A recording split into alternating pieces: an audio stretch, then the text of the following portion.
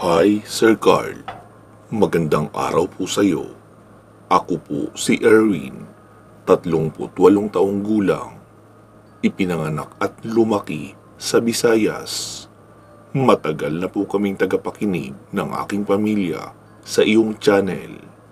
Ito ang naging pampalipas oras namin sa gabi pagkatapos maghapunan. Nais ko rin po sanang ibahagi ang naging karanasan namin ng pinsan kong si Mia at Arthur na may kinalaman sa aswang at iba pa naming mga kakulitan. Magkakasing edad lang kaming magpipinsan at magkakapitbahay rin. Noong panahon ng aming kabataan ay palagi kaming magkakasamang tatlo. Nasa grade 3 kami noong magsimula kaming makapag-isip ng mga kung ano-anong mga adventure. Dahil siguro iyon sa mga napapanood namin sa Betamax. Kapag naiisip ko nga ngayon, napapailing-iling na lang talaga ako. Kasi inilalagay lang namin sa panganib ang aming mga buhay. Gayong puro lang naman talaga iyon kalokohan. May isang beses noon na nakapanood kami ng palabas na tungkol sa treasure hunting. Naisip namin na ano kaya kung mag-treasure hunting rin kami. Siguro yayaman kami at matutuwa ang aming mga magulang. Kaya nagsimula kami magplano kung saan magte-treasure hunting. Uulitin ko lang, Boss Carl ha, grade 3 lang kami noon. Kaya masasabing purong kalokohan lang talaga iyon. Dahil ano naman ang mahahanap naming kayamanan sa ganoong edad. Isang hapon noon, habang nakatambay kami sa tabing dagat, ay sinabi ni Arthur, "Erwin, may nakita akong pananda ng kayamanan. Di ba sabi doon sa napanood natin, nag-iiwan ang mga hapon ng pananda sa mga iniiwan nilang kayamanan para madali pa nilang mahanap kapag binalikan nila." Sabi ko naman, "Oo, bakit? Meron ka nakita? Saan naman?" "Oo, may nakita ako. Malayo iyon dito. Alam mo yung masukal na bukid na madadaanan kapag papunta sa bukid namin? Meron doon isang kuweba. Tapos sa unahan noon may nakita akong pananda. Kaya siguradong may nakabaong kayamanan doon. O di kaya may mapa na nakatago. Ano, puntahan natin?" "Kailan naman?" tanong ko pa rito. "Sa Sabado ng hapon, magpaalam tayo ng mga ngahoy para hindi tayo pagdudahan." Sumabat naman si Mia. "Uy, sama ako." "Ano ka ba, Mia? Delikado yun. Walang treasure hunter na babae."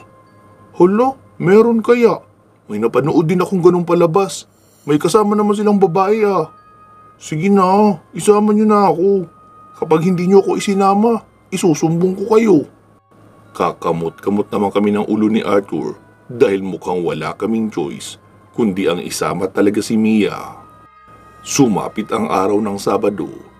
Bandang 3:00 pa lang ng hapon ay magkakasama na kami sa bahay. Hinihintay kasi namin na umalis muna si Papa bago rin kami umalis. Dahil magtataka iyon kung bakit kami aalis na may dalang bareta o iyong bakal na panghukay. Sabi kasi ni Arthur na matigas ang lupa roon. Mahihirapan kami kung itak lang ang gagamitin namin. Kaya nagdala kami ng bareta at baon ng nyug na magagamit sa paghuhukay. Bago pa mag 4:00 ng hapon, umalis si Papa dahil magsusuga ito ng kalabaw namin. Kaya pagkaalis lang niya ay mabilis na rin kaming umalis. Nagpaalam naman ako kay Mama na mangunguha lang kami ng takong para hindi ako hanapin. Hindi ko po alam ang Tagalog noong takong. Basta iyon yung hugis patulis na pwedeng gawing bangka at parte din iyon ng nyog.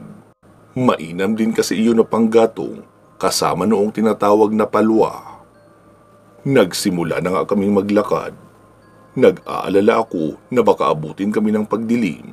Gayong papadilim na noon at hindi pa kami nakakarating.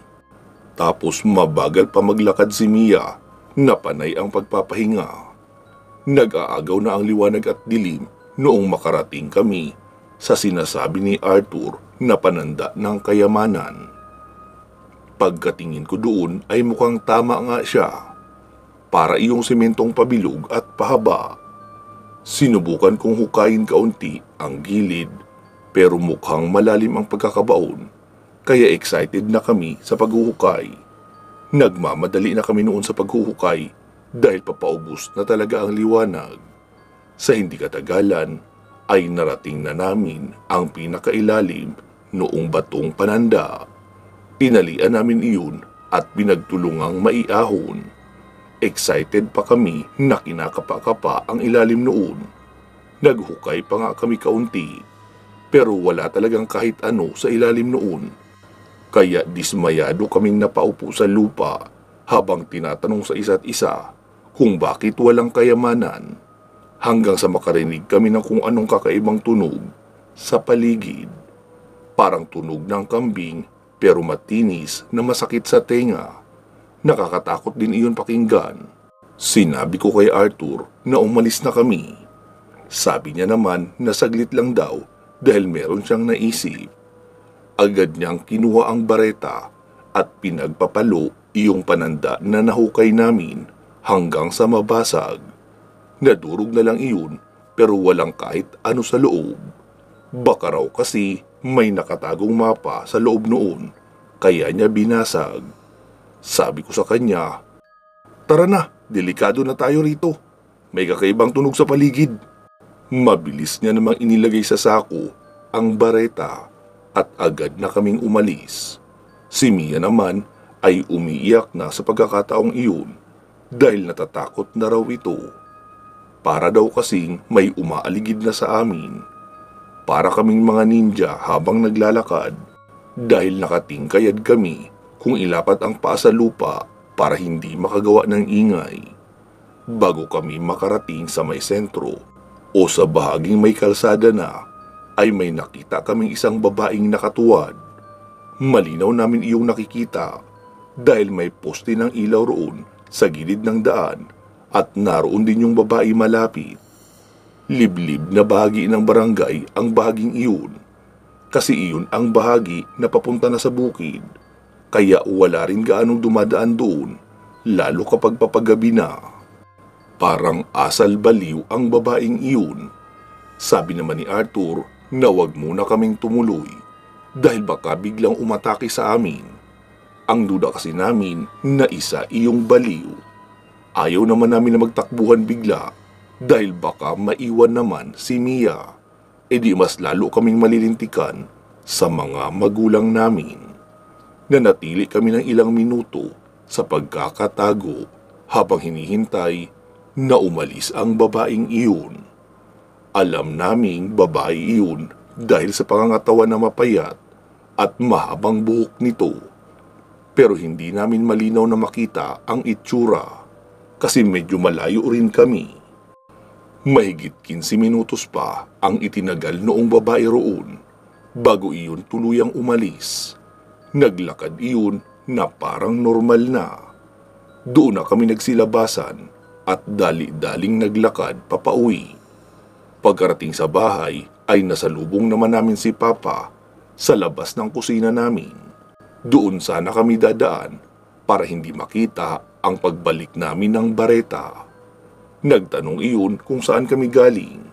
Sabi ko naman na mangunguha sana kami ng takong.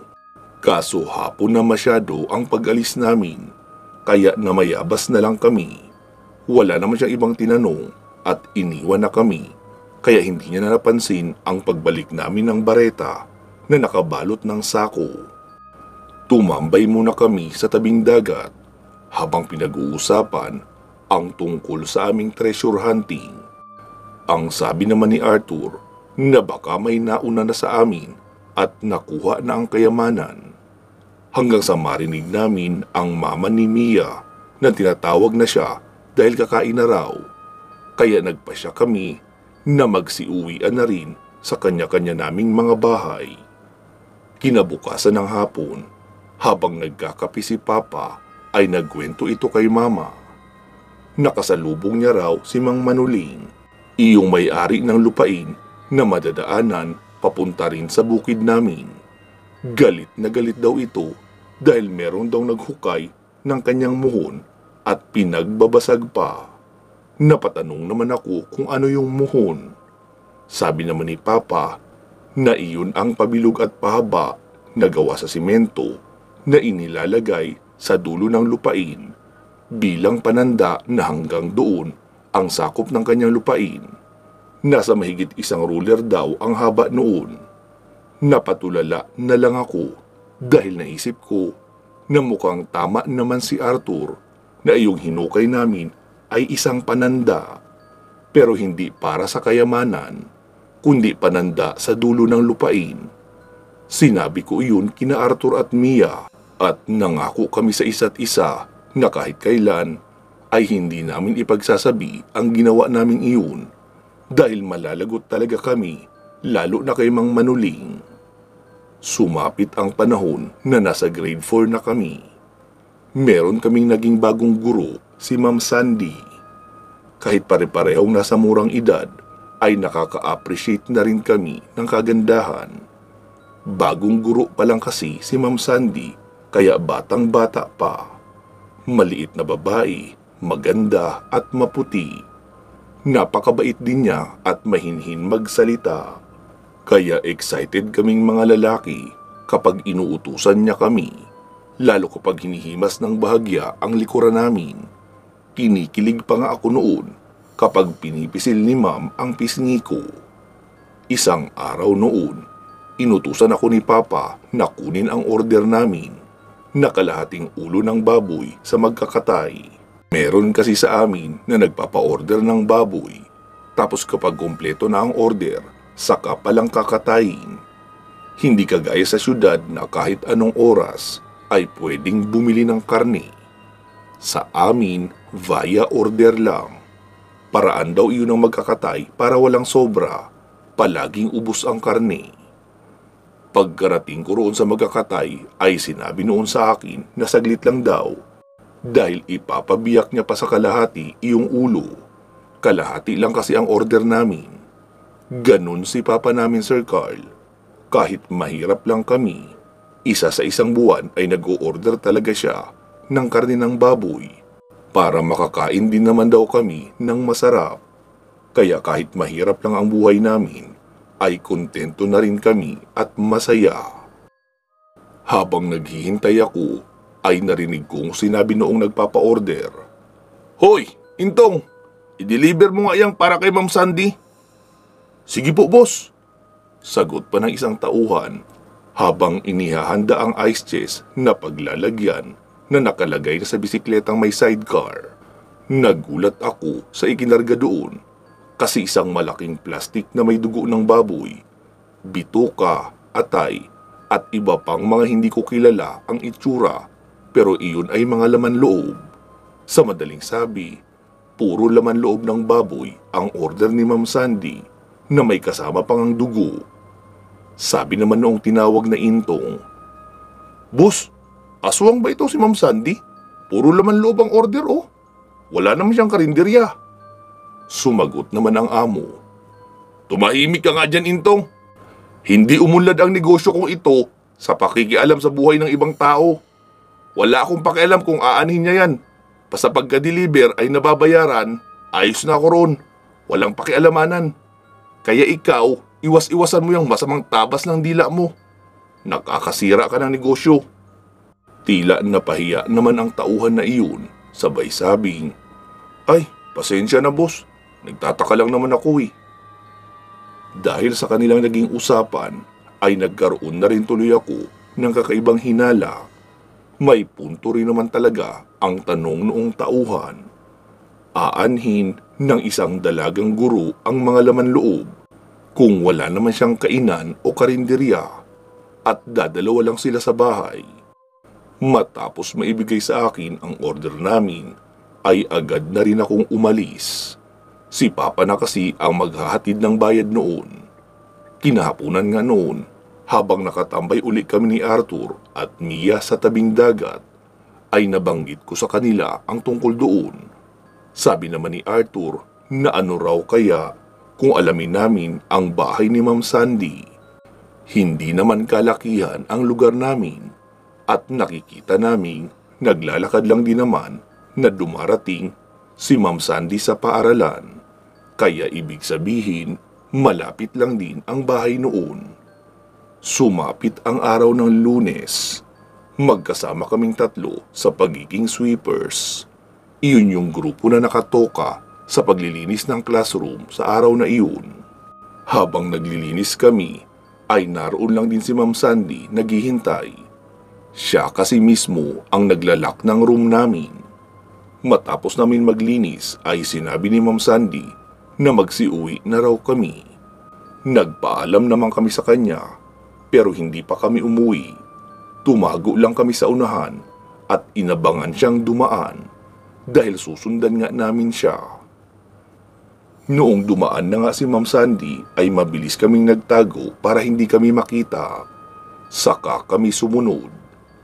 Naglakad kami ng mahigit 10 minuto na nakasunod kay Ma'am Sandy hanggang sa makita naming lumiko siya sa isang daan na papasok. Pagkarating sa kanto ay nakita naming pumasok siya sa isang bahay na may 2 palapag. May konkretong bakod at gate. Ala Erwin, nakakatakot ang bahay ni Ma'am no? Oo nga, dyan pala siya nakatira. Tara, umuwi na tayo, malapit ang dumili mo. Hahanapin na tayo sa bahay. Wika naman ni Mia. Sumang-ayon na rin kami kay Mia at agad na ngang umuwi. Ilang araw pa ang lumipas, nagsimula ang kwentong aswang. Kesyo may nagpapakitang aswang na babae na nakatuwad. May mga bahay din na inaakyat kapag gabi at nakikitang nakatiwarik sa itaas ng puno. Noong una ay akala namin na pananakot lang sa mga bata para hindi maggala sa gabi. Pero isang gabi noon, nakita ko may sumundo kay Papa. Noong silipin ko iyon ay mga tanod. Kasama rin ang mga iyon ang mga tatay nila Arthur at Mia. Magruronda raw sila dahil marami na ang mga nabibiktima ng aswang. Doon ko napatunayan na totoo pala talaga at hindi panakot lang. Nagtuloy-tuloy ang pagruronda nila ng 1 buwan hanggang sa may maikwento si Papa sa amin na isa raw sa mga grupong nagruronda ay nakaengkwentro ng aswang. Sobrang bangis daw talaga noon. Matandang babae raw iyon. 2 sa mga kalalakihan na tumugis ang maluba ang kalagayan, gawa ng malalim na sugat na natamo nila mula doon sa aswang. Ang iba naman ay may mga kalmot din, pero nagawa naman daw nilang mapinsala ng matindi ang aswang na iyon. Nahiwa rin daw iyon ng malalim sa likuran at natusok rin ang kawayang bagakay ng 3 beses bago nakatakbo sa may kasukalan. Sigurado raw sila na hindi na magtatagal pa ang buhay ng aswang na iyon sa ganoon kalalang pinsala. Sumapit ang kinalunisan. Nagulat kami dahil ibang guro ang pumasok sa classroom namin. Ayon pa rito na absent daw si Ma'am Sandy dahil namatay ang nanay nito. Baka 1 linggo ito na hindi makakapasok. Nalungkot naman kaming lahat dahil isa nga si Ma'am Sandy sa inspirasyon namin sa pagpasok. Tila kasi nakakawala ng stress ang maamo niyang mukha at pagiging mabait sa amin. Noong muli itong pumasok ay nanibago kaming lahat dahil hindi ito masyadong kumikibo. Nagtuturo naman siya pero parang lutang. Puro pagpapabasa ng libro lang ang pinapagawa niya sa amin tapos magpapa-exam. Saka uupo na lang sa lamesa niya at walang ibang ginagawa kundi ang tumulala. May mga araw din na natutulog ito habang oras ng kanyang pagtuturo tapos magigising na sobrang pula ng mata at alam naming hindi na iyon normal. Nagiging bugnutin na rin ito at bigla-bigla na lang naninigaw. Isang araw nakita ko si Papa na nasa harapan ng barangay hall kasama si Kapitan at isang matandang lalaki na hindi ko kilala. Seryoso ang kanilang mukha. Tapos sinenyasan ako ni Papa na tumuloy na raw sa pag-uwi. May balak pa kasi ako makinig sa kwentuhan nila pero pinaalis na ako agad. Noong makauwi sa bahay ay naikwento ni Papa kay Mama ang lakad niya sa barangay. Iyon raw kausap nila ni Kapitan na matanda ay isang albularyo. Ipinatawag raw iyon ni Kapitan dahil ang duda daw ni Kap na ang aswang na nakaengkwentro noong mga nagroronda ay iyong namatay na nanay ni Ma'am Sandy. At kinukumpirma nito sa matandang albularyo kung totoong kailangan na may mapasahan ng isang aswang bago ito mamatay at hindi malayong kay Ma'am Sandy na ipasa ang mutya ng pagkaaswang. Pinapamanmanan sa matandang albularyo si Ma'am Sandy at kung maaari ay kausapin ito na umalis na lang sa lugar namin bago pa siya makapaminsala. Balaan na rin na nakabantay ang barangay sa kanya na kung sakaling may mangyaring pangaaswang ay siya ang pagbibintangan. Pero pwede niya naman daw iyong itanggi kung magpapasuri siya sa matandang albularyo na hindi talaga siya aswang. Makalipas lang ang ilang araw ay hindi na muli pang pumasok sa paaralan namin si Ma'am Sandy at ang sabi ng substitute teacher namin na lumipat na raw ito sa ibang lugar. Hindi pa rin kasi ito nakaka-recover sa pagkamatay ng kanyang ina. Nalungkot ang lahat. Pero kaming tatlo, nila Arthur at Mia, ay hati ang aming nararamdaman. Nalulungkot naman kami. Pero may parte sa puso namin ang natutuwa na umalis na iyon kaysa doon pa sa lugar namin maminsala o mga swang. Hanggang dito na lang po ang kwento kong ito, Sir Carl. Pasensya na kung hindi ito kasing aksyon ng ibang mga naibahagi sa iyong kwento. Pero isa ito sa karanasan na hindi ko makakalimutan noong aking kabataan. Maraming salamat po sa pakikinig. Mag-iingat po kayo palagi at hanggang sa muli.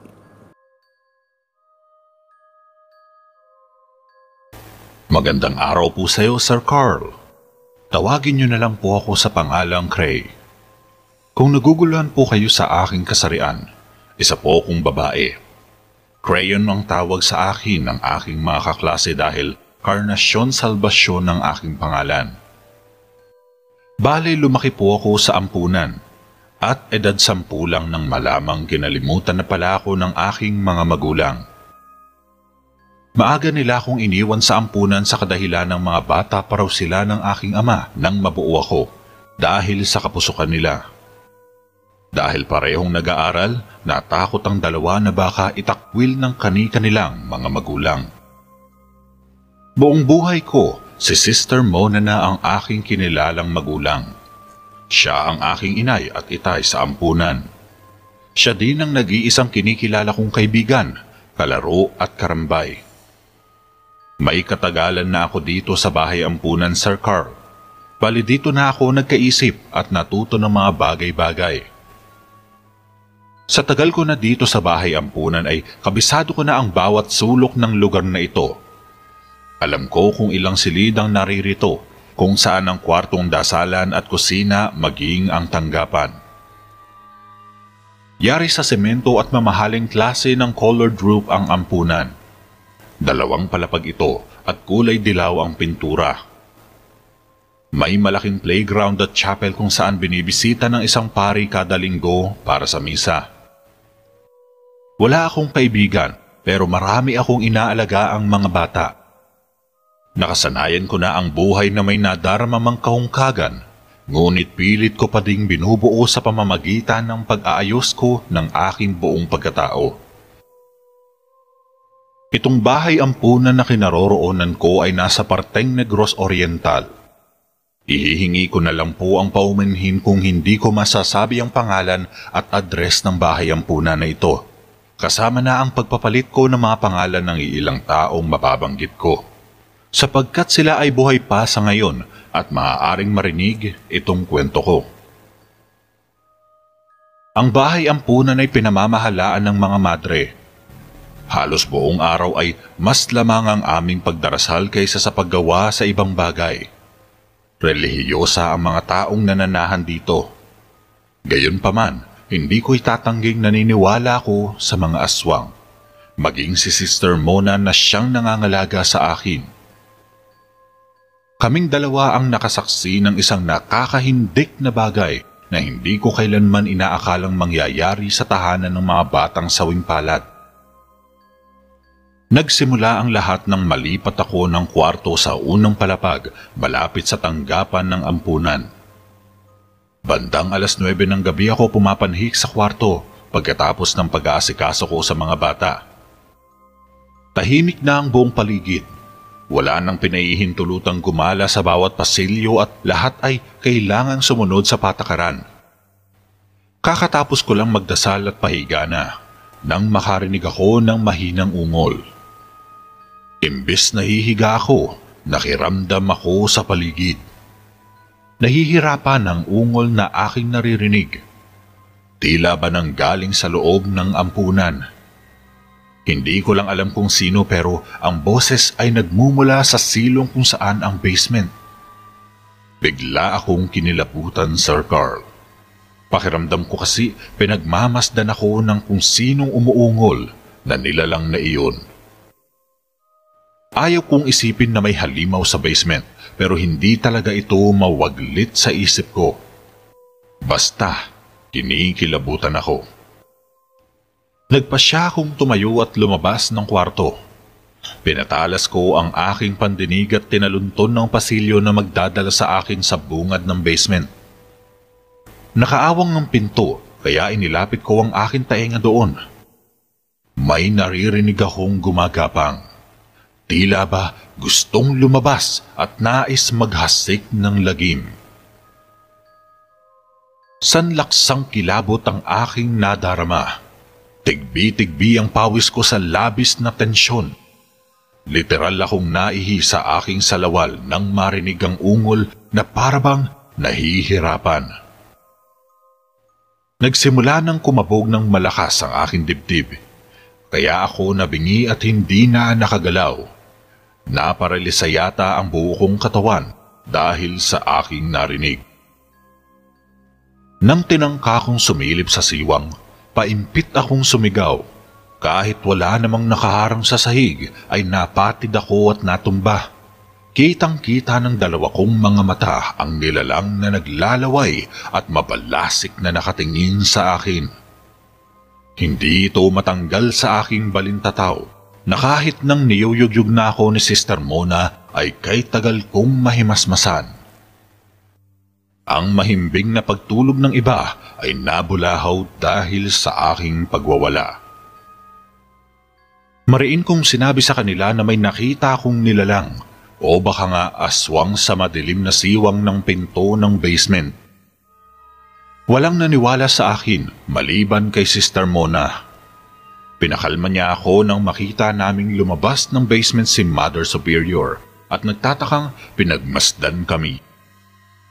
Nang gagalaiti pa siyang pinagalitan kami dahil kung ano-ano na lang ang aming iniisip. Kami lang daw ang tumatakot sa aming mga sarili. Sigurado kung may nakita ako sa siwang ng pinto, Sir Carl. Nanlilisik ang mga mata at takam na takam. Pero bakit para sa kanila ay bunga daw iyon ng aking malikot na imahinasyon? Maging si Sister Mona ay napagsabihan ni Mother Superior. Kailangan daw akong rendahan at kung saan-saan nakakapunta. Sabi pa niya, ipapasok niya ako sa kumbento nang tuluyan na akong maging isang madre at makapagsilbi sa Panginoon. Niyakap ako ni Sister Mona nang mapaiyak ako. Hindi ako nagsisinungaling at anya, naniniwala siya sa akin. Kailangan ko lang daw ikalma ang aking sarili. Mula ngayon, anuman ang aking nakikita ay kailangang manahimik na lang ako. Mahirap na daw kapag naipagkalat ko pa ang mga bagay na natuklasan ko. Gusto kong itanong kay Sister Mona kung may mga nalalaman ba siya, ngunit palagi niyang binabago ang usapan na animo, natatakot na may makarinig sa amin. Tuwing gabi ay nariyan pa din ng mga kaluskos. Minsan nga, hindi ko na magawang makatulog sa takot na baka ako naman ang atakihin ng nilalang na nakikita ko. Ngunit tinandaan ko ang sinabi ni Sister Mona. Kami raw ang mamemeligro kapag hindi namin hinayaan ang nilalang na mag-ingay sa silong tuwing gabi. Habang tumatagal, nasasanay na din ako. Enero 11 kada taon ang anibersaryo ng pagkakatayo ng ampunan ng aming kinaroroonan. Sa tulong ng ilang politiko, mabubuting tao at mga volunteers ay nag-aambagan ng mga miyembro para makapaghanda at may matatawag na piging para pagsaluhan ng lahat. Ako noon ay 25 anyos na at naging katukatulong ni Sister Mona sa lahat ng bagay na naka-assign sa kanya. Ako ang tagapagaligo at tagabihis ng mga bata. Ako ang nagdadala sa kanilang mga kwarto nang sa gayon ay makatulog sila ng tamang oras. Abala kami sa pag-aasikaso ng mga pagkain at paglalagay ng palamuti sa malawak na kwartong iyon, kung saan gaganapin ang selebrasyon. Maayos na ang lahat, maliban na lang kay Mother Superior, 50 anyos, na kanina ko pa napapansing balisa. Matagal na din naming kasama si Mother Superior. Nang dumating ako sa ampunan ay naririto na siya. Ngayon ko lang lubusang napansin at nakilala ang matanda dahil wala pa akong kamuwang-muwang noon. Habang tumatagal ay may mga bagay akong natutuklasan sa kanya na kahit kailan ay hindi kayang tanggapin ng aking sistema. Abala ang lahat sa pagsiselebra ng gabing iyon nang may magpaabot ng isang sobre sa akin. Nais daw itong i-donate. Kaya malawak ang aking ngiti at nagpasalamat sa nagbigay. Unti-unti na ding nagsisiuwian ng iba pang mga bisita kasi papadilim na noong mga oras na iyon. Hinanap ko kaagad si Mother Superior dahil siya ang nararapat na bigyan ko ng sobre. Nasa kanya kasi ang listahan ng mga kinakailangan ng bahay ampunan na pagtutulungan namang trabahuhin ng mga madre para maging maayos at organisado ang mga batang nasa pangangalaga namin ngayon. Nakarating ako sa basement sa kahahanap sa kanya. Normal na gabi lang iyon. Hinahanap ko siya at tinatawag sa bawat silid na aking madaanan. Pababa ako ng pababa hanggang sa makarating na naman sa isa pang silong kung saan naroon ang mga lumang damit ng mga madre.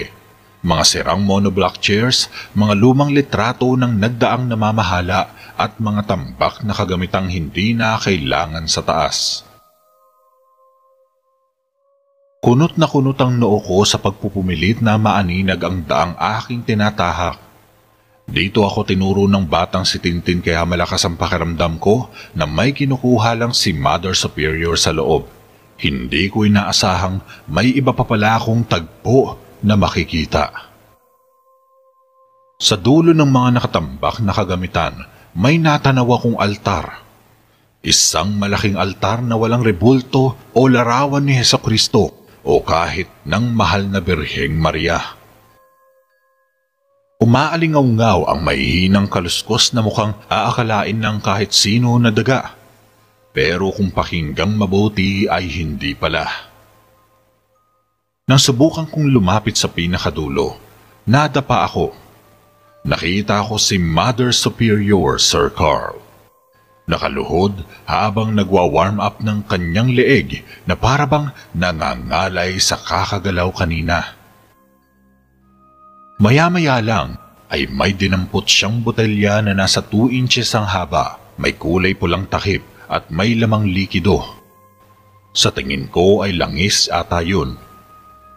Gusto ko na siyang gambalain ng mga oras na iyon pero hindi ko maintindihan itong aking sarili kung bakit tila mas gusto ko pang makita ang ginagawa niya kaysa tawagin siya. Napaatras ako nang makitang naghubad siya ng damit at ipahid ang hawak na boteng may lamang langis sa buong katawan.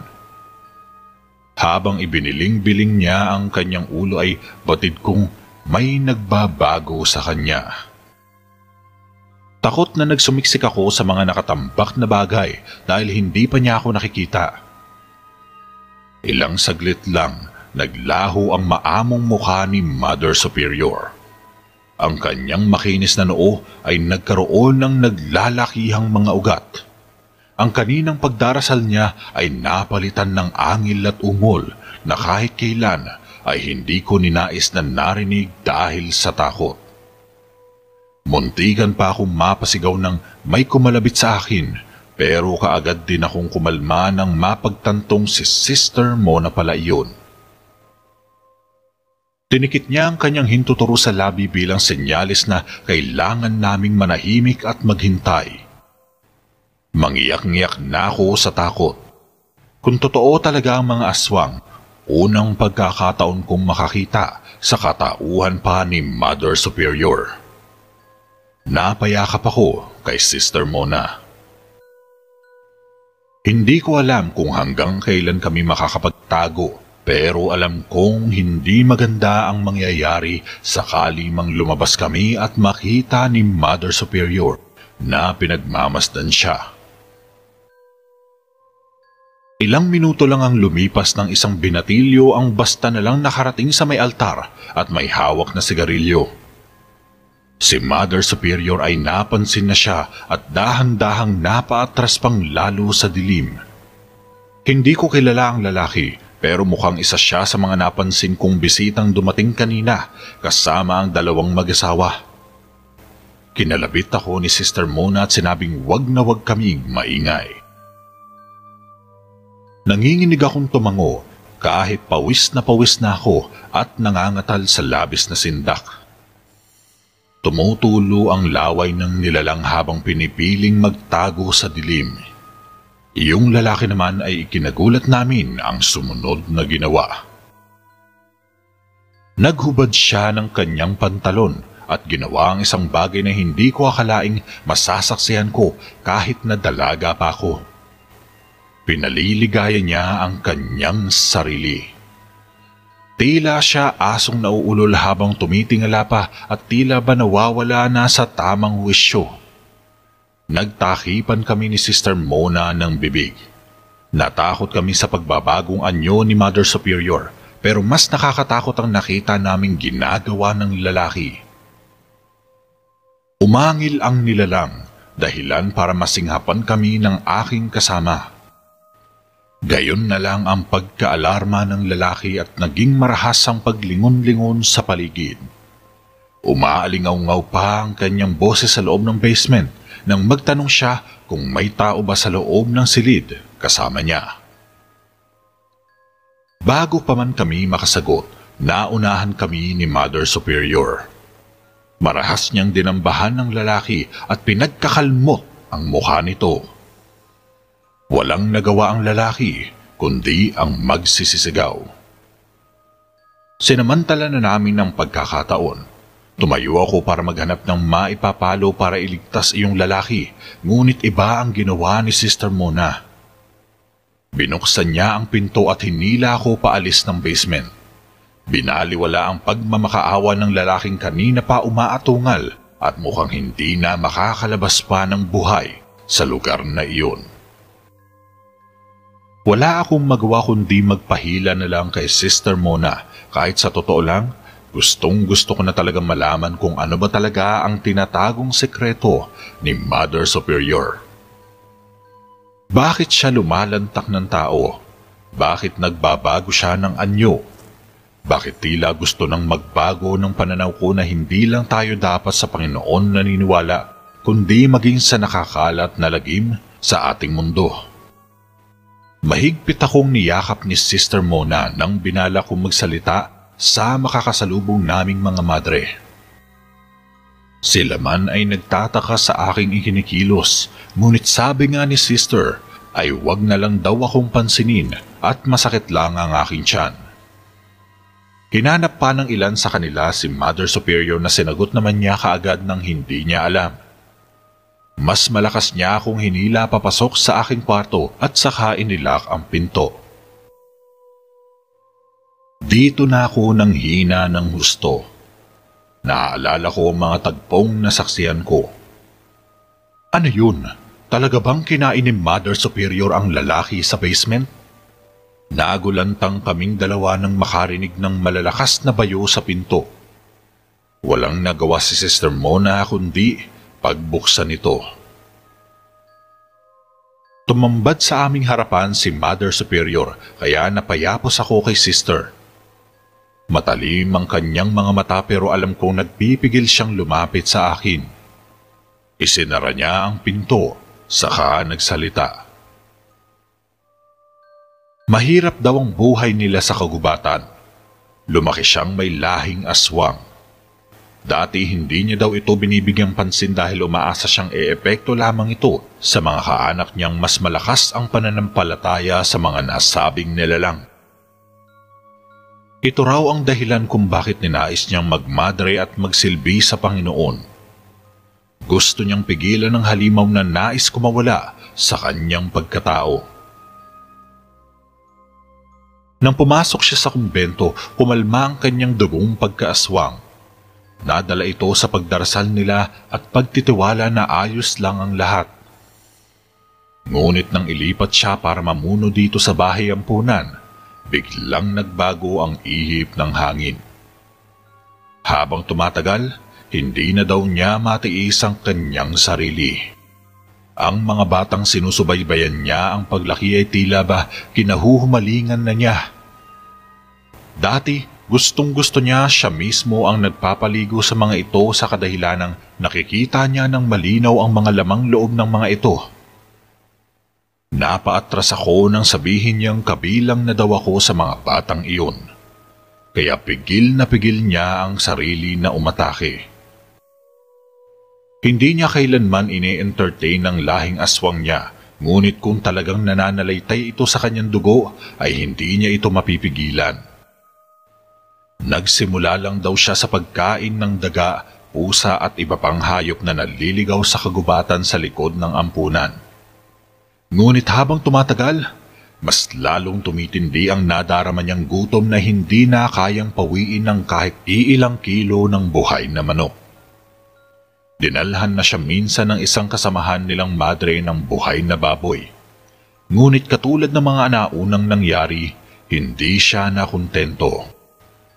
Mas naghahanap siya ng malaki, mas malansa at sumisigaw habang nilalantakan niya ng buhay. Gusto na niya ng tao. Langhap na langhap ko ang masangsang niyang hininga habang nagsasalita. Nakapagitna sa amin si Sister Mona na noon pa man ay alam na ang lihim niya. Gusto kong magtampo pero inunahan ako ng takot kaya mas pinili kong magsumiksik sa kanya. Salamat na lang at kahit ipinagtapat na niya sa amin ng lahat ay hindi niya ako inatake. Binigyan niya ako ng pagkakataong magdesisyon. Mananatili o aalis ng bahay ampunan. Masakit man sa aking loob, ay mas pinili kong umalis at iniwan sina Sister Mona. Hindi ko kayang mabuhay sa gising na bangungot, Sir Carl. Mamamatay ako sa takot habang gabi-gabing pinakikinggan ang kanyang nahihirapang mga ungol at mga kalmot na alam kong bunga ng pagbabago niya ng anyo. Bago ako umalis ay sinubukan ko pang kumbinsihin ng ibang madre tungkol sa nangyayari kay Mother Superior. Pero ayon sa kanila, huli na daw ako sa balita. Alam nilang may sakit siya, pero hindi raw ito aswang kagaya ng sinasabi ko. May sakit na vampirism daw si Mother Superior at magpapatunay niyon ang mga papeles na hawak ng bahay ampunan patungkol sa kanya. Walang nakatagong records na kumain siya ng tao o nagbabago siya ng anyo. Pero kumbinsido ako sa nakita ko. Nagsasabi ako ng totoo. At naniniwala akong aswang si Mother Superior. Hindi ito basta sakit lang. Ipinagpatuloy ko ang pag-alis at nawalan na ng balita tungkol sa kanila. Maski si Sister Mona ay hindi ko na tinangkapang kausapin. Nakapag-asawa ako at nagkaroon ng pamilya. Nang magkasalubong kami ni Tintin, dalaga na at siyang katukatulong na sa bahay ampunan, kapalit ko. Aniya 3 taon na daw ang nakakalipas ng pumanaw si Mother Superior. Hindi na daw kinaya ang sakit niya. si Sister Mona lang ang nanatiling nasa tabi niya. Kumabog ang aking dibdib. Hindi namamatay ang aswang kapag walang napapagpasahan ng kanyang bertud. Sana lang talaga wala siyang tinanggap na kahit ano mula sa matandang madre. Hanggang ngayon, naniniwala akong aswang ito dahil kami mismong dalawa ni Sister Mona ang buhay na saksi sa bagay na iyon. Maraming salamat po sa pagbibigay niyong pagkakataon na maibahagi itong aking kwento. More power po sa inyong channel. Hanggang dito na lamang po ang kwento kong ito. Lubos na gumagalang, Cray ng Negros Oriental.